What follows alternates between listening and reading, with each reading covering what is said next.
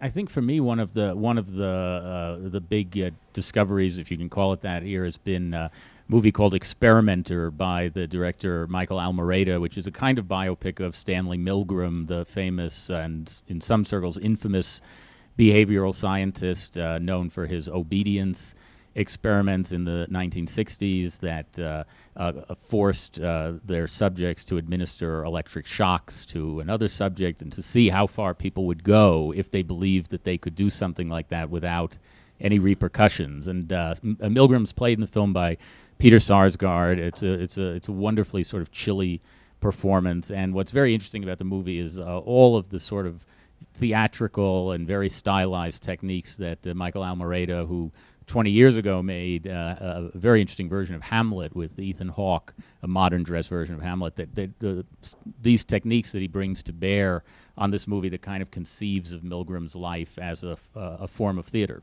Just really quickly going off, I mean, Experimenter is one of my favorites here as well. And I just have to say, you know, amid this kind of awards season where we're kind of being inundated with so many biopics of, you know, that demonstrate very little interest in, you know, it's like Alan Turing's, it's, you know, it's and Stephen Hawking, you know, these movies, you know, Theory of Everything and Imitation Game that didn't really seem all that interested in giving you a sense of what those intellectuals' ideas and fields of study were. It was so refreshing to me to see Experimenter, which is nothing but that practically, and it doesn't, you know, it's emphasizing kind of the ideas over the emotions, which is I think something I think few enough movies do. So that's definitely very high on my list as well. And which will probably doom it commercially, exactly. Unfortunately. But it's very, very inventive and just formally really form busting. It's really quite good. But my favorite probably so far is Last Days in the Desert, which is Rodrigo Garcia's film about Jesus and his time in the wilderness before his ministry. Jesus is played by Ewan McGregor. He also plays Satan. Sounds like kind of a ridiculous, risible idea on paper, and it's the most beautiful film I've seen this year. It's in some ways one of the more challenging ones, but I actually think it could find an audience. It's really kind of an austere American art film. It was set in Israel but shot in Southern California. It's a really beautiful, moving experience. The kind of film that one does not often find at Sundance, I think, which is all the more reason why it's so refreshing. It is interesting that at Sundance, I think filmmakers are willing to deal with faith, which is a subject that's sort of taboo, I think, in sort of more commercial circles. And this year there's this really prickly movie, I Am Michael, that James Franco, you know, stars in. I mean, he plays sort of a young gay activist who is, you know, sort of active or who is writing for a magazine in San Francisco and advocating that young people come out and just really embrace their identity. And he, over the course of this movie, which is based on a true story, sort of changes his own position. He finds God, becomes very devout, and ends up renouncing even the idea that homosexuality can be an identity. It's a very thorny way of kind of like, or it's a very curious sort of movie in that, like, is that a film for LGBT audiences? If so, it's basically kind of attacking their own notions of self. Is it a film that's meant to be accessible to Christian audiences? Then what about the gay sex scenes? What about the idea that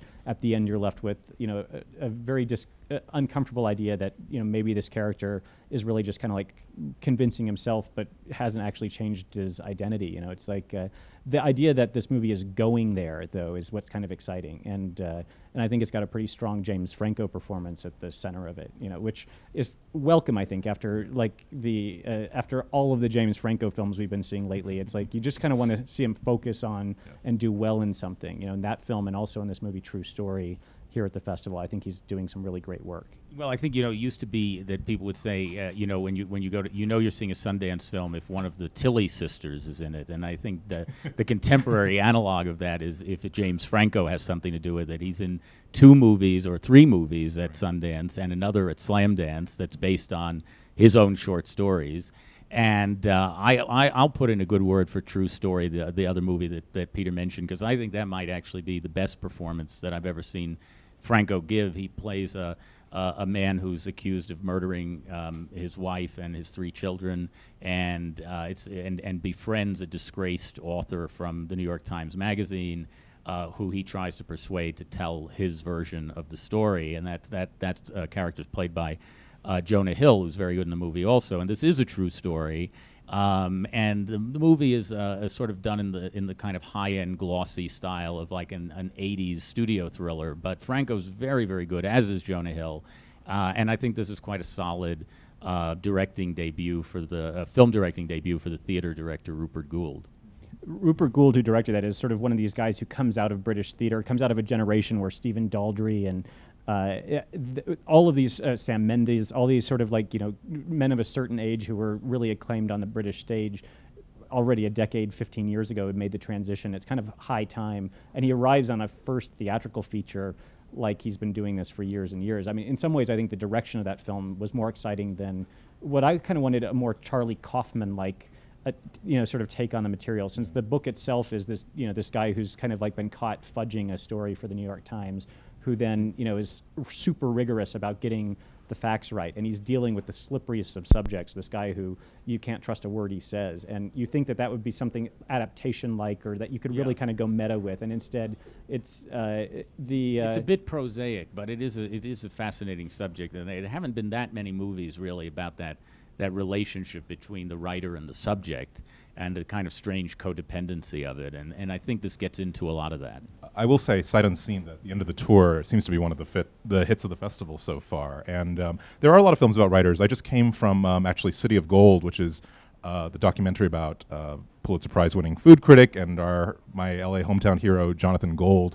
A movie that made me hungrier and more homesick than anything I think I've seen here. And unfortunately, I did make the mistake of seeing it on an empty stomach. But it's a really lovely overview of kind of, you know, the incredible diversity. It's a great film about multiculturalism and just about the critical instinct as well, which is something we all, of course, can relate to. Well, as Los Angeles movies go, my favorite film here has been this film Tangerine, which is just, it's a ride. It's like crazy fun energy.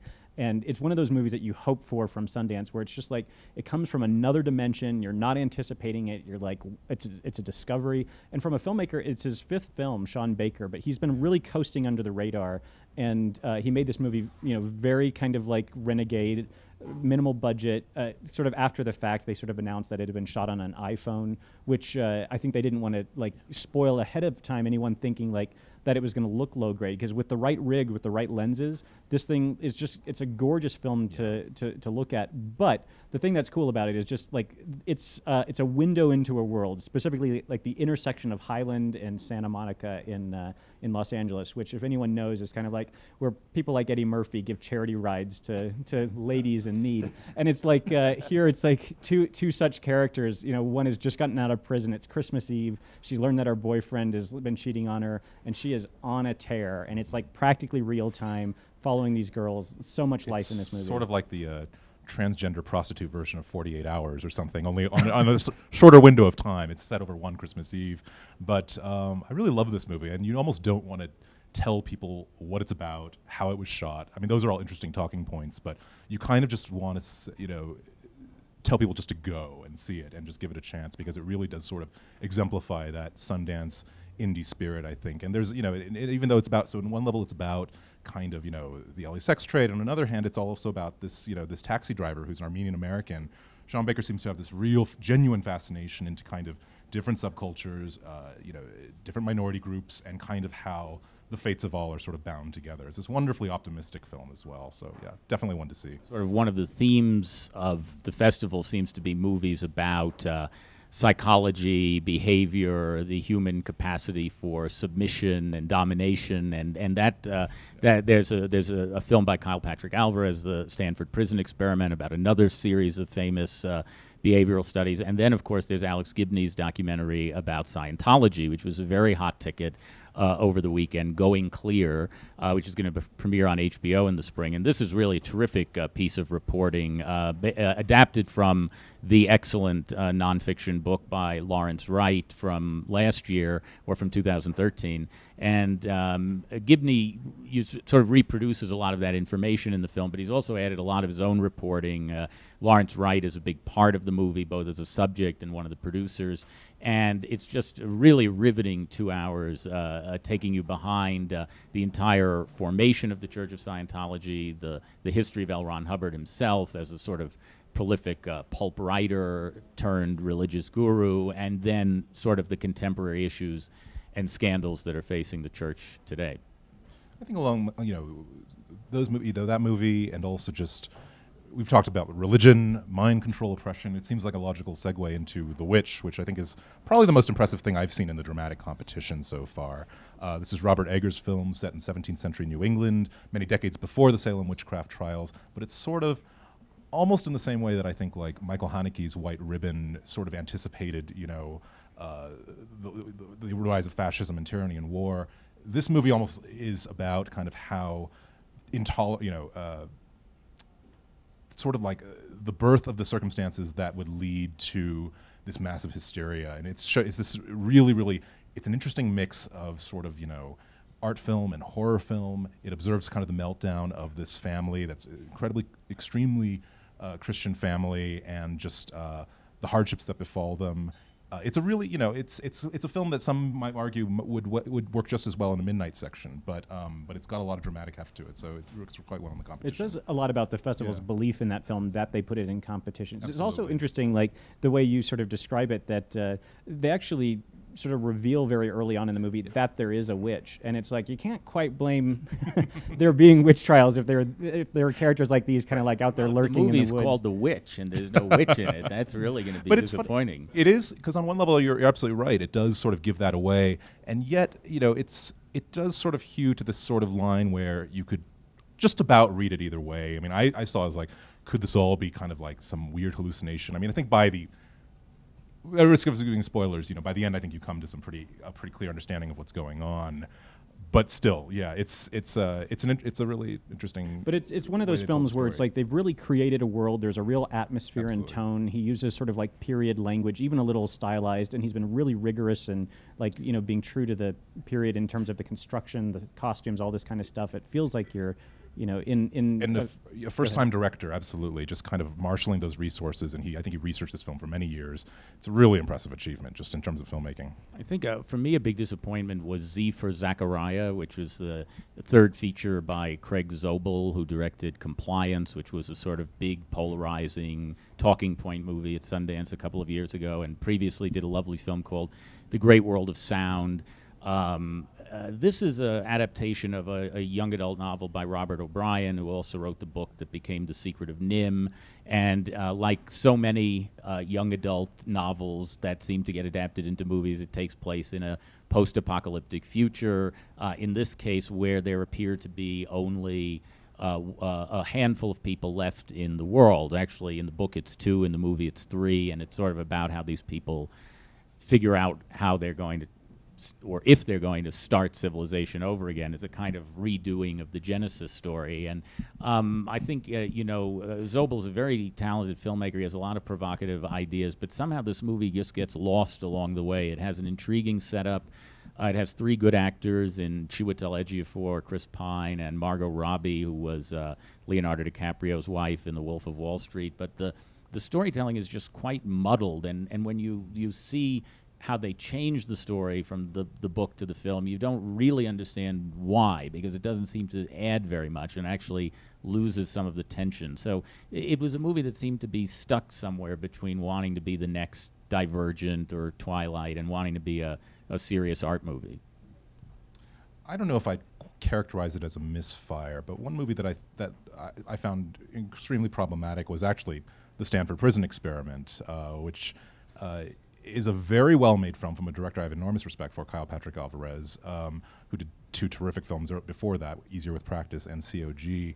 And this one is a much more ambitious feature. It's a complete 2-hour dramatic recreation, kind of no holds barred, of the Stanford Prison Experiment, whereby 18, or actually 24, but I think in the movie it's 18, young male students at Stanford were assigned to play prisoners or guards in this kind of artificial jail scenario. And as with Experimenter, it's kind of a movie about exploring and studying the human capacity for inflicting abuse, and which is a great, and it's a very relevant subject, I think, in the kind of the era post Abu Ghraib and everything, which is kind of directly referenced in the movie. But I just found this movie quite bludgeoning after a while, and really I admired kind of almost the elimination of context in favor of just a strict procedural approach. So you see blow by blow the kind of disintegration of these people and their minds and their bodies, but but it left me wanting it. It felt simultaneously bludgeoningly obvious and kind of annoyingly vague at points too. So I think it's a problematic film, but it's very, very well made, and he's talented. So I mean, what's fascinating and frustrating about that movie is that it's just a very literal adaptation of the experiment at its base, and so it's like there might be a very interesting meta analysis of what is it like to ask actors to play people who are asked to play, prisoners, or I would almost be interested in a behind-the-scenes documentary. Another layer or so would have helped, I think. I think there are a few attempts to kind of add some context and flesh out the characters, but it really, things seem kind of one note. The actors are terrific, though. I mean, it's got a huge cast, and Ezra Miller is terrific in it, and Ty Sheridan, who's also in Last Days in the Desert, so he's having quite a good year. And in Entertainment, which is a movie I'd like to speak up for, because last year at Sundance, the next section, which is sort of Sundance's version of the Critics Week or Directors Fortnight in Cannes, got a lot of attention, had a lot of the breakout movies of the festival, like Listen Up, Philip, and Land Ho, and Obvious Child. And I think this year, definitely one from the next section that you'll be hearing about is Entertainment, which is the new film by Rick Alverson, whose previous film, The Comedy, was a real polarizing attraction at Sundance a couple of years ago. And this is sort of a movie about the world's worst stand-up comic, played by Greg Turkington, doing his actual character of Neil Hamburger, which he's developed over 2 decades as a kind of greasy-haired, cheap tuxedoed insult comic. And it puts him on a kind of surreal odyssey through the northern California desert, through some of the same locations where 5 Easy Pieces was filmed in Kern County and Bakersfield. And this is a real love it or hate it attraction, but I found it to be absolutely fascinating and total confirmation that Rick Alverson is really one of the original voices in American indie movies right now. I've dabbled into Next, and the 3 films I've seen there have been kind of disappointing. Especially Cronies, I think, is not worthy of being in the Sundance program. It was a film school project, produced by Spike Lee, who, one of his students at NYU.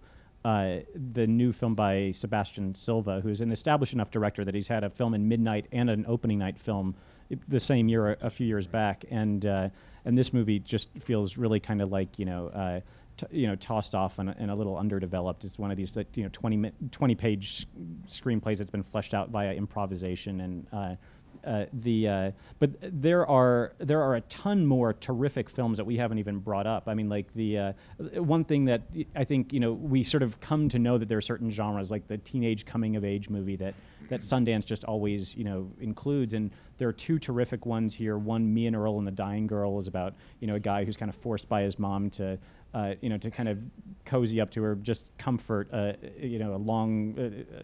friend that he barely knows who's been diagnosed with leukemia. And I mean, it sounds terribly depressing. You kind of anticipate the tragedy that's coming, and it is just laugh after laugh. Like, I mean, you're laughing every minute up until sort of like the point when it has to get serious 100 minutes in or something. It's like and the other one is Diary of a Teenage Girl, which is a terrific, kind of familiar. I mean, this is, that sort of Holden Caulfield-esque, kind of rebellious teen thing, except here it's, a female character, and she's doing it in a sexual way, which I think is, kind of a fresh take. We're always getting kind of disgruntled teenage boys, and we're certainly not getting, kind of a frumpy, dowdy girl who's really like embracing the fact that she has sexual power at a certain age over the older men, including like the guy who's basically shagging her mother, and that makes it very complex. The idea that she's kind of sneaking behind her mom's back to bang the boyfriend. I mean, that movie's a lot of fun too. Well, we should mention that that's been one of the big sales titles here, bought by Fox Searchlight for a lot of money,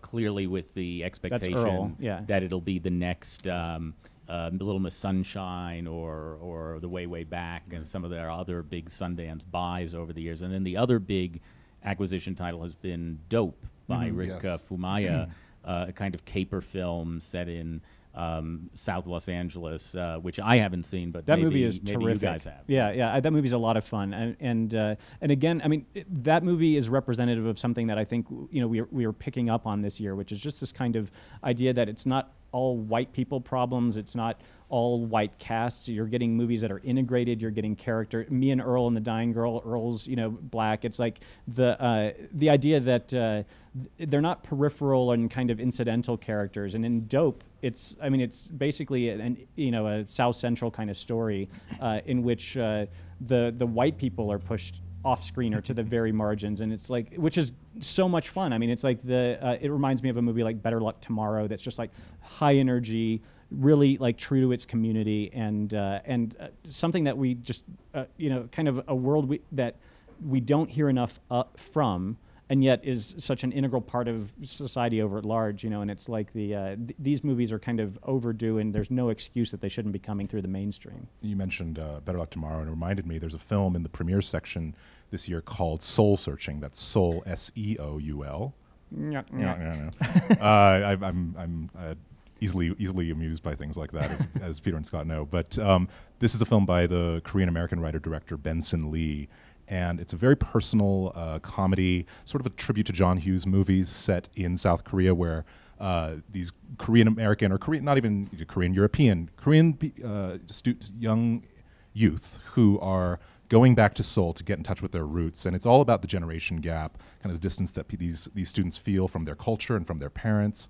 It's kind of a mess, but a really enjoyable and even satisfying one. And I think since Better Luck Tomorrow, which of course was a Sundance sensation 11 years ago, there really hasn't been a comparable, I don't know if you can call it a breakout, but a comparable indie movie to put kinds of the minds and emotions of Asian American or Asian teenagers in general front and center. So that was just really refreshing to see. And I agree with Peter. It's kind of, in a weird way, with kind of the number of female directors here, the number of ethnic minorities being represented in front of and behind the camera, it almost feels like, in its own small way, this edition of Sundance has been something of a rejoinder to some of the issues of diversity that have been kind of prominent over this past year, especially in light of the Oscar nominations and everything. So it's, I don't want to get too optimistic, but it's been really nice to see that.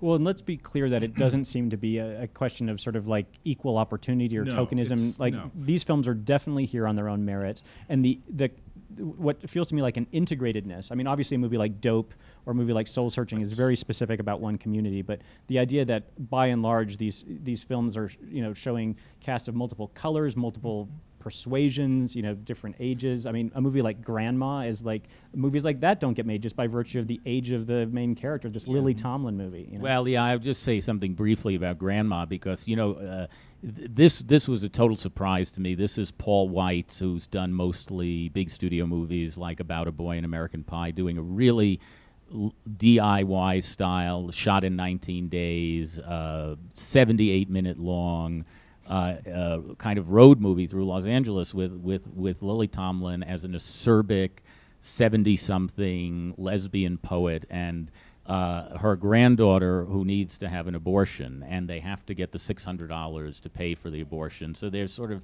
shades of Juneau, shades of Nebraska, as these two characters take to the road and go through Los Angeles over the course of one day and stop off to visit with various people who may or may not be able to help them, including, in one really stunning scene, Sam Elliott as a kind of mystery man from Lily Tomlin's past. And what transpires between those two characters over about 10 minutes is probably the single most impressive scene I've seen in any movie at this festival. I don't know, and not having seen either Diary of a Teenage Girl or Me and Earl or Dope or anything, it's kind of funny because last year it seemed that there was sort of like, there was Whiplash and there was everything else. A few years before it was like there was Beasts of the Southern Wild and everything else, and this year I don't think that you can honestly say there's one film and everything else. I mean, I think, and those films, varying degrees of critical acclaim and commercial robustness. So I'm not sure.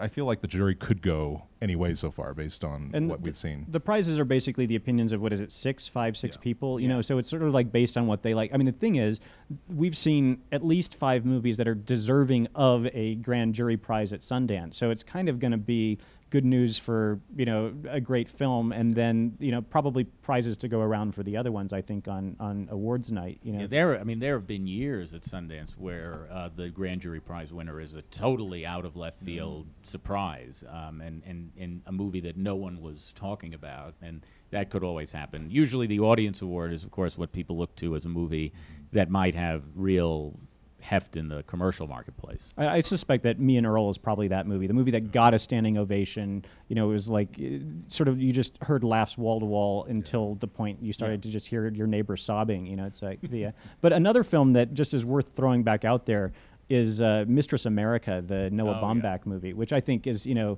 a total crowd pleaser too. And that's a movie that, you know, had just been picked up by Fox Searchlight coming into the festival. So it will be coming soon to a theater near you. And I think Noah Baumbach is just on a roll right now. I mean, like he's working with his partner Greta Gerwig to sort of co-write these films.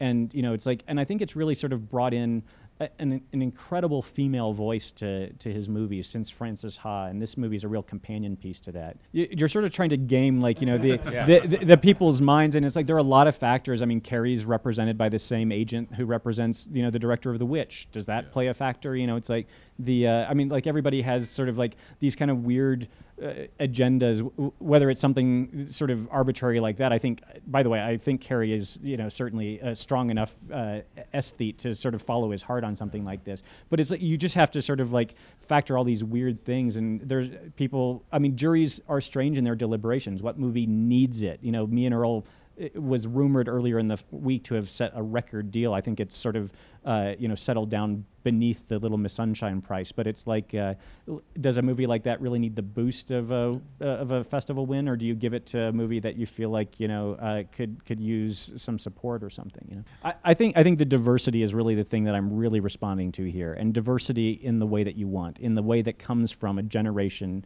seeing the characters around them without the kind of the considerations of like what's commercial, what, you know, just telling stories that, you know, are true to to their peers, and those peers include, you know, people of different colors, different cultures, and different, you know, sort of like sexual orientations. That's cool. That's what independent cinema should be doing to make up for the huge gap in kind of mainstream cinema.